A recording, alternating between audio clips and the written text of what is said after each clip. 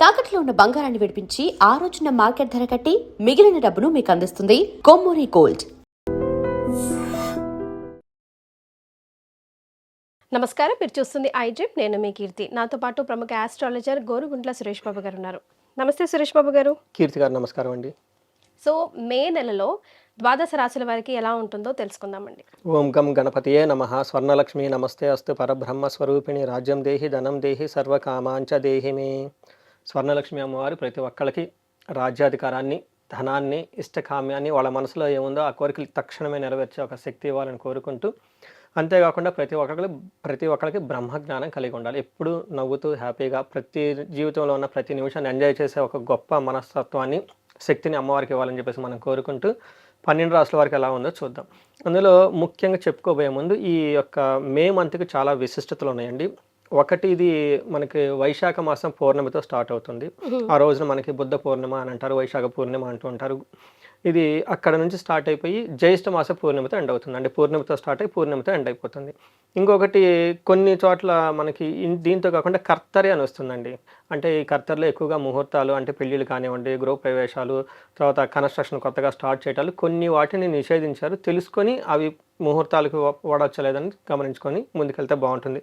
ఇంతేకాకుండా వీళ్ళకి ఈసారి కొన్నిసార్లు కొంతమందికి హనుమ జయంతి పరిస్థితులను బట్టి కొంతమంది చేస్తూ ఉంటారు. అది కూడా కొంచెం గమనించుకొని మిక్స్డ్గా ఉంటుంది కాబట్టి గమనించుకొని చేసుకోవాలని చెప్పేసి నేను కోరుకుంటున్నానండి. యాస్ట్రాలజికల్గా అంటే గ్రహాల పరంగా చూసుకుంటే 4 గ్రహాలు మారుతున్నాయి. ఇందులో ఫస్ట్ గ్రహం మారేది మనం చూస్తే 4 గ్రహాలు మారుతున్నాయి. కుజుడు వచ్చేటప్పటికి మే 11వ తారీఖున మారుతున్నాడు, 14వ తారీఖున శుక్రుడు మారుతున్నాడు, బుధుడు, సూర్యుడు వచ్చేటప్పుడు 15వ తారీఖు మారుతున్నారు అనమాట. ఈ గ్రహాల యొక్క మార్పు వల్ల మనకి 12 రాశుల వరకు ఎలా ఉందో కూడా తెలుసుకుందాం అనమాట. సురేష్ బాబు గారు, మరి వృషభ రాశి వారికి మే నెలలో ఎలా ఉంటుందో తెలుసుకుందామండి. వృషభ రాశి వాళ్ళు కొంచెం జాగ్రత్తగా ఉండాలండి. పర్టికులర్గా ఉద్యోగ విషయంలో, ఆరోగ్య విషయంలో జాగ్రత్తగా ఉండాలి. దానికి ముఖ్యమైన కారణాలు ఏంటంటే, ఈ వృషభ రాశి వాళ్ళు మనం మాట్లాడుకుంటూ ఉన్నాం, చాలా బాగుంది హోల్ ఇయర్ అంతా, లాస్ట్ ఇయర్ బాగుంది, ఇయర్ కూడా బాగుంది అనుకున్నాం. అయితే ఈ టోటల్ బాగున్న టైంలో ఈ మే మంత్ కొంచెం జాగ్రత్తగా ఉండాలి. పర్టికులర్గా 2 విషయాల్లో బాగుండాలి. ఒకటి హెల్త్, రెండోది ప్రొఫెషన్ మ్యాటర్స్లో బాగుంటే సరిపోతుంది. మిగతా అన్ని విషయాల్లో నార్మల్గా ఉందని చెప్పుకోవచ్చు. ఓకే. ఇందులో ఉన్న ముఖ్యంగా నక్షత్రాలు చూస్తే కృతిక 2, 3, 4 పాదాలు, రోహిణి 1, 2, 3, 4 పాదాలు, మృగశిర 1, 2 పాదాలు అంతా ఇందులో ఉంటారు. పేరు బలం పెట్టి చూసుకుంటే ఈ, ఊ, ఏ, ఓ, వా, వే, ఓ అన్న లెటర్స్ అంతా వీళ్ళు ఇందులోనే ఉంటారు. వెంకటేశ్వర స్వామి, ఆయనకి నామ నక్షత్రం ప్రకారం చూస్తే వృషభ రాశి అవుతారు వాళ్ళది. సో ఇందులో మనకు చెప్పుకునే విధంగా గ్రహాలు 4 మారటంతో 4 యొక్క గ్రహాలు 2 గ్రహాలు వీళ్ళకి ప్రతికూలంగా ఉన్నాయి, 2 అనుకూలంగా ఉందని చెప్పుకోవచ్చు. ఇందులో ఫస్ట్ సూర్యుడి వల్ల ధనచ్ఛేదం, విపరీతంగా ధనాన్ని కోల్పోయే అవకాశం ఉంటుంది. సూర్యుడు ఫస్ట్ హౌస్లో ఉన్నారు, అంటే వీళ్ళ రాశిలోనే సూర్యుడు సంచారం చేయడంతో ఏమవుతుందంటే స్థాన నాశనం. పర్టికులర్ ఒక విషయం గమనించుకోవాలి, ఇది చాలా సైంటిఫిక్గా స్టడీ కూడా వచ్చింది. ఏ రాశిలో అయితే సూర్యుడు కనుక ట్రావెల్ చేస్తూ ఉంటారో ఆ రాశిలో వాళ్ళకి హార్ట్ అటాక్లు ఎక్కువ వచ్చేది ఉందని చెప్పేసి ఒక రీసెర్చ్ కూడా ఉందండి. అంటే ఏమవుతుందంటే, ఎప్పుడు జన్మరాశిలో సూర్యుడు ప్రవేశిస్తాడో బాడీ డీహైడ్రేషన్ అవుతుంది. అందులో ఇప్పుడు సమ్మర్ కాబట్టి ఇంకొంచెం జాగ్రత్తగా ఉండాలి. రెండోది ముఖ్యమైన విషయం, మామూలుగా డైజెషన్ ప్రాబ్లమ్స్ వచ్చేస్తుంది, గ్యాస్ట్రైటిస్ సీవియర్స్గా వస్తుంది అనమాట. ఒక పక్కన గ్యాస్ట్రైటిస్, డీహైడ్రేషన్, ఈ 2 కలిపేసి సూర్యుడు ట్రావెల్ చేయటం వల్ల చెస్ట్ని రిప్రజెంటేషన్ చేసేది ప్లానెట్ సూర్యుడు అనమాట. అంటే సూర్యుడు వాళ్ళ యొక్క తీవ్రత ఎక్కువగా ఉండటంతో ఎవరికైనా ఈ రాశి వాళ్ళకి ఇన్ కేసు మనం చెప్పుకున్న ప్రాబ్లమ్స్ ఉంటే డైట్ అంతా చాలా చేంజ్ చేసి చాలా సాధ్యమైన ఫుడ్ తీసుకుంటూ జావల్ లాంటివి తాగటం, జ్యూస్ లాంటివి తాగటం, అలానే ఎక్కడైనా కానీ ప్రాబ్లం అనిపిస్తే ఇమ్మీడియట్గా డాక్టర్ని పోయి కన్సల్ట్ అవ్వడం చాలా చాలా ఇంపార్టెంట్ అండి. పోస్ట్పోన్ లాంటివి చేసుకోవద్దు. ఇది చాలా సైంటిఫిక్ రీజన్ కూడా ఉంది. సన్కి హార్ట్ అటాక్స్కి రిలేషన్ ఉంటుంది అనమాట. వీళ్ళకి కోఇన్సిడెన్స్గా అలా వచ్చే అవకాశం ఉంటుంది. అంటే వీళ్ళని భయపెట్టాలని చెప్పడం కాదండి, ఇది యాక్చువల్గా ఉంది కాబట్టి. అందులో ఇప్పుడు ఉన్నది సమ్మరు. కృతికా నక్షత్రంలోకి మనం ముందుగా చెప్పుకున్న కత్తెర వస్తూ ఉంటుందండి. కృతికా నక్షత్రంలో సూర్యుడు రావడంతో సూర్యుడి యొక్క ప్రభావం చాలా తీవ్రంగా ఉంటుంది. ఎంత తీవ్రంగా ఉంటే మొక్కలు ఈ టైంలో నడితే ఆ మొక్కలు పెరగవండి. అందుకని డీహైడ్రేషన్ ఎక్కువ వచ్చేసి గ్యాస్ట్రైటిస్, ఈ 2 జనరల్గా combine in case chest related problem ఉంటే ఇమ్మీడియట్గా కేర్ తీసుకోవాలని చెప్పేసి కోరుకుంటూ ఉన్నాం. ఇది మేజర్ ఒక ఇంపార్టెంట్ పాయింట్ ఈ మాసంలో గమనించుకోవాలి. మిగతా విషయాలు చూసుకుంటే వీళ్ళకి స్థాన నాశనం, వ్యాధార్తి, అంటే పదవిలో ప్రాబ్లమ్స్ వచ్చే అవకాశం ఉంటుంది. బాస్ నుంచి ప్రాబ్లమ్స్ రావటం, గొడవలు రావటం, కొంతమందికి జాబులు పోయినా కానీ ఆశ్చర్యపోవని అవసరం లేదు, జాగ్రత్తగా ఉండటం ఎంతైనా అవసరం. వ్యాధి ఖచ్చితంగా డిసీజ్ వచ్చే అవకాశం ఉంటుంది. దీనితో పాటు ధనం వస్తుంది, కానీ ధనం అయితే పోతుంది. మిగతా అన్ని విషయాలు నార్మల్గా ఉందని గమనించాలి. మనకేం చెప్తారు మహర్షులు, ఈ గ్రంథాలు ఏం చెప్తారంటే ఫస్ట్ స్థానంలో గనక సూర్యుడు ఉంటే దేహార్తి సతతం కాలతిక్రమణ భోజనం బంధుమిత్ర సుహృద్వేష అంటారు.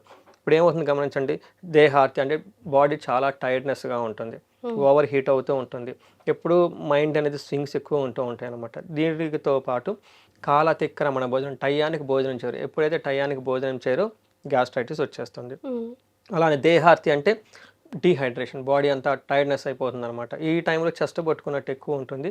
దీనికి తోడు సూర్యుడు ట్రావెల్ అవుతూ ఉంటారు కాబట్టి కొంచెం గమనించుకోవాలి, కేర్ఫుల్గా ఉండటం అవసరం. రోగ భయం అధికంగా ఉంటుంది, కోపం కూడా విపరీతంగా ఉంటుంది వీళ్ళకి. అలానే భార్యకి, స్పౌస్కి కూడా హెల్త్ కాంప్లికేషన్స్ ఉండే అవకాశం ఉంటుంది, జాగ్రత్తగా ఉండాలి. ఓకే, కొంచెం యోగా మెడిటేషన్ చేస్తూ చాలా బ్యాలెన్స్డ్గా ఉండాల్సిన మంత్ ఈ వృషభ రాశి వాళ్ళకి. అయితే కుజుడు కూడా వీళ్ళకి 12th హౌస్లో ఉండటంతో మిక్స్డ్ రిజల్ట్ ఇస్తున్నారండి. మనకేం చెప్తారు, ప్రవాసం వ్యాధి పీడం బంధువైర ధనక్షయం దేహ పీడాంచ సంచారం. చూడండి, వీళ్ళకు ప్రొఫెషన్ రీతి అటు ఇటు బాగా తిరగాల్సి వస్తుంది ఎండలో. ఆ టైంలో దేహ పీడం, శారీరకంగా చాలా బాధపడిపోతూ ఉంటారు, ధనం కోల్పోతూ ఉంటారు. అటు ఇటు ట్రావెల్ చేయటం వల్ల ఏమవుతుందంటే శరీరానికి విపరీతమైన పీడ, బాధ, శ్రమ వస్తుంది. అంటే ఏ ప్రకారం చూసినా కానీ మానసికంగా శారీరకంగా టెన్షన్గా ఉండే అవకాశం ఎక్కువ ఉంటుంది. బుధుని వల్ల లావాదేవీలు చేసేటప్పుడు ధన ప్రవాహం అయితే వస్తూ ఉంటుంది, కానీ వచ్చిన ధన ప్రవాహం మళ్ళీ పోతుంది కూడా అని చెప్పుకోవచ్చు. అయితే వీళ్ళకి కొంతలో కొంత బాగా ఉపయోగం ఏంటంటే శుక్రుడు బాగా సపోర్ట్ ఇస్తున్నాడు. ఈ శుక్రుడు వీళ్ళ ఓన్ సొంత రాశి అధిపతి కాబట్టి వీళ్ళకి బాగా స్ట్రెంత్ ఉంది అని చెప్పుకోవచ్చు. అంటే ఇప్పటిదాకా ఉన్న పరిస్థితుల నుంచి too much out of control కాకుండా ఇది కాపాడే అవకాశం ఎక్కువ ఉంటుంది. ఓకే, మనకేం చెప్తారు గ్రంథాల్లో, కుటుంబం సౌఖ్యం ఆరోగ్యం స్త్రీ సల్లాపం యశత్కరం. అంతేకాకుండా దేహ సౌఖ్యం వస్త్రలాభం ద్వితీయ స్థానకే భృగునందని అంటారు. అంటే రెండో స్థానంలో కనుక శుక్రుడు ఉంటే కుటుంబం అంతా బాగుంటారు, సౌఖ్యంగా ఉంటారు. స్త్రీ సల్లాపం అంటే లేడీస్తో చక్కగా మాట్లాడుతూ ఉంటారు. ఇన్ కేస్ లేడీస్ అయితే జెంట్స్తో చక్కగా మాట్లాడి భేదాభిప్రాయాలు ఉంటే అవన్నీ పోయేసి ఒక మంచి అండర్స్టాండింగ్తో ముందుకెళ్ళిపోతారు. ఫిజికల్గా కంఫర్ట్, ఇందాక అక్కడ రోగాలు వస్తున్నప్పటికీ ఫైనల్గా వీళ్ళు కంఫర్టబుల్గా ఉండే అవకాశం ఎక్కువగా ఉంటుందని గమనించాలి. ఇది మనకి 3 గ్రహాలు అదే టయానికి ఫుడ్ తీసుకుంటూ చక్కగా హ్యాపీగా ఉంటే శుక్రుడు వల్ల జరుగుతే అవకాశం ఉంటుంది అనమాట. సో నక్షత్రాలు కూడా ఏమాత్రం సపోర్ట్ ఇస్తున్నాయండి వీళ్ళకి? నక్షత్రాలు వీళ్ళకి కొంచెం మిక్స్డ్గా ఉన్నాయండి. చూసుకుంటే కృతికా నక్షత్రం వాళ్ళకి ఈ నక్షత్రంలో సూర్యుడు ఉండటంతో జాగ్రత్తగా ఉండాలి. వీళ్ళకి సౌఖ్యంగా ఉంటారు, క్షేమంగా ఉంటారు, విదేశాగమనం ఉంటుంది. కానీ వీళ్ళు చేస్తున్న పనిలో ఆటంకాలు వచ్చి పనులు అంతటితో ఆగిపోతాయి. తద్వారా వీళ్ళకి మృత్యు భయం ఉంటుంది. అయ్యో ఫ్యూచర్ ఏమవుతుంది, ఎలా ఉంటాము ఏంటి, చాలా మెంటల్గా కయోటిక్గా ఫీల్ అయ్యే అవకాశం ఉంటుంది. వృషభ రాశి వాళ్ళు ఈ ఒక్క మంత్ కొంచెం కేర్ఫుల్గా ఉండటం ఎంతైనా అవసరం. రెండోది రోహిణీ నక్షత్రం వాళ్ళకి చూసుకుంటే వీళ్ళకి మృత్యు భయం ఉంటుంది. సంపదలు సౌఖ్యం ఓవరాల్గా బాగానే ఉంటుంది, కానీ వీళ్ళకి కూడా మృత్యు భయం ఉంటుంది. అనుకున్న పనులు కాకుండా ఆగిపోయే అవకాశం ఉంటుంది. అంటే పనులు వీళ్ళకి ఎక్స్పెక్టేషన్ విధంగా ఉండవు. సో అలాంటప్పుడు కానప్పుడు జాగ్రత్తగా ఉండాలి. ఒకసారి టైం తీసుకుంటే ఆ టైం లైన్ పెట్టుకుంటే రెండో అటెంప్ట్కి మళ్ళీ ప్లాన్ చేసుకుంటే బాగుంటుంది, మరి టూ మచ్ టెన్షన్ పడకుండా. అలానే మృగశిర నక్షత్రం వాళ్ళకి లాభప్రదంగా ఉంటుంది, క్షేమంగా ఉంటారు, సౌఖ్యంగా ఉంటుంది. వీళ్ళకి మృత్యు భయము లాస్ట్లో ఉంటుందండి. ఏదో ఒక పనిలో అనుకోని పనిలో అనుకున్న విధంగా కాకుండా ఇబ్బంది పడిపోతూ ఉంటారు.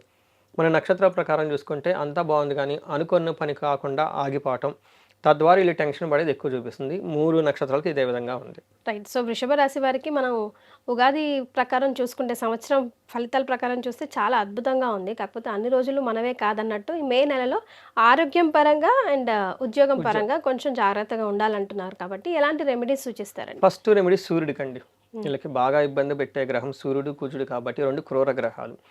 ఇందులో ఇండివిజువల్గా చూసుకున్నప్పుడు సూర్యుడికి ఆదివారం రోజున నిష్టగా ఉండాలి. ఈ రోజుల్లో కొంచెం నాన్ వెజిటేరియన్ ఫుడ్ అవన్నీ తినకుండా అవాయిడ్ చేసి ఫాదర్లీ ఫిగర్స్ లాంటి వాళ్ళ దగ్గర అడ్వైజెస్ తీసుకొని వాళ్ళ ఆశీర్వాదం తీసుకోవటం. సూర్యుడికి సూర్య నమస్కారాలు, నమస్కార ప్రియుడు అంటారు అనమాట. సూర్య నమస్కారాలు చేయటం, గోధుమలు దానం చేయటం. దీనితో పాటుగా గాయత్రి మంత్రం జపం చేసిన లేదా మనకి అగ్నిహోత్రం అని బాగా చేస్తూ ఉంటారండి. అది కనుక తెలుసుకొని ఎవరైనా చేయొచ్చు. కిట్ అమ్ముతారు బయట షాపుల్లో, చాలా తక్కువ కూడా అవుతుంది ఆ కిట్. అందులోనే ప్రొసీజర్ కూడా ఉంటుంది. యూట్యూబ్లో చక్కగా బాగా ఎక్స్ప్లెయిన్ చేసేవాళ్ళు చాలా ఉన్నాయి అనమాట. అవి చూసి నిదానంగా స్లోగా చేస్తూ ఉంటే మంచి పాజిటివ్ వైబ్రేషన్స్ వచ్చి ఇల్లంతా బాగుంటుందండి. సూర్యుడు పెట్టే యొక్క ఏమంటారు నెగిటివ్ ఎనర్జీ నుంచి పోతుంది. సూర్యుడికి ఆరోగ్యం ఇవ్వటం, ఇదంతా ఒక సెట్ ఇంట్లో ఉండి చేసుకోవచ్చు. ఇంకొకటి ముఖ్యమైనది, ఎవరికైతే ఆఫీసుల్లో బాస్ వల్ల విపరీతంగా ప్రాబ్లం ఉంటుంది, వాళ్ళిద్దరి మధ్య సరైన అవగాహన లేదనుకుంటారో ఆదిత్య హృదయ స్తోత్రంతో పాటుగా హనుమాన్ కార్యసిద్ధి మంత్రం అని ఉంటుంది. చాలా చిన్న మంత్రం అండి. ఈ రెండిటి combination is very very powerful combination. ఒక పక్క రాముడు, ఒక పక్క హనుమంతుడు కలిసి ఉంటే ఎలా ఉంటుందండి, అలా బ్యూటిఫుల్గా ఉండే కాంబినేషన్. ఇది కనుక చదువుకుంటే ఈ ఆఫీస్లో ఉన్న మనస్పర్ధలు ఇవన్నీ పోయేసి చక్కగా ఉంటారని తెలుసుకోవచ్చు. ఈ రాశి వాళ్ళకి పర్టికులర్గా ఎవరికైతే 35 సంవత్సరాల నుంచి 45 సంవత్సరాల మధ్యలో ఉంటారో వాళ్ళకి సక్సెస్ఫుల్గా కెరీర్ ట్రాక్ ఉండి చక్కగా జీవితంలో దూసుకొని వచ్చేసి, బట్ ఈ టైంలో వాళ్ళు ఎక్కడైనా కనుక స్లో అయినట్లు ఉంటే, లేదంటే లైఫ్లో బ్లాక్ అయినట్లు ఉండి, లేదంటే సడన్గా ప్రమోషన్ రావటము, లేదంటే సడన్గా మెంటల్గా టెన్షన్స్ రావటం, హెల్త్ కాంప్లికేషన్స్ రావటం జరిగి ఉంటే ఒక్క విషయం గమనించుకోవాలి ప్రతి ఒక్కళ్ళు.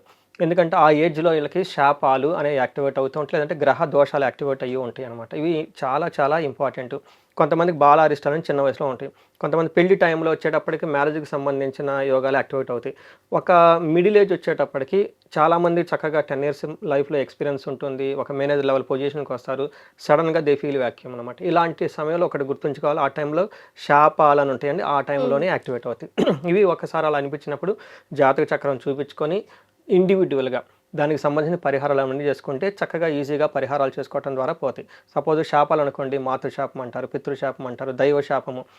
నిన్న ఒక హారోస్కోప్లో చెక్ చేస్తుంటే వాళ్ళకి ఆత్మశాపం, అంటే వాళ్ళని తిట్టుకుంటూ ఉంటారు. అలా కూడా చేసుకోకూడదండి.